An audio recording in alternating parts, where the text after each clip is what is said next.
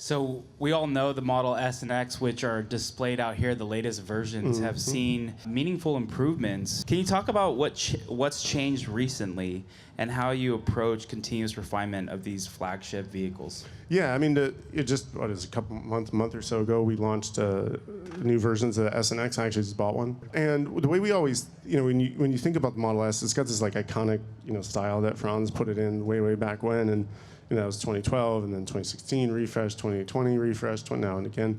And it's like, when you have a beautiful style, you don't like mess with it. You just like chip away at the rough spots and like polish and push and polish. And I think this last one, we really like honed in on some of the gaps that we had from a few years ago in terms of like interior features, sound, and comfort. I always tell my team we have to make the next car that we make the quietest Tesla that we ever made. And so then we do this leapfrogging thing where like, the new 3 was quieter than the S, which was not great. And then like the Y is quieter than the 3. And so now the S and X are quieter than, those again. And so like we're always just trying to make the next product we make, the best product we can make. And, when you think about what to change, it's always difficult because people love what you make already. It's like, oh, if I change it, they might not like it.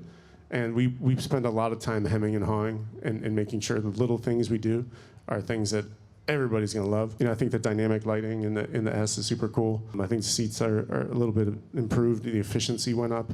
Even little things like we changed the entire suspension algorithm for adaptive damping into what we call OptiHook, grounded with our physics-based model, and it makes the ride smooth.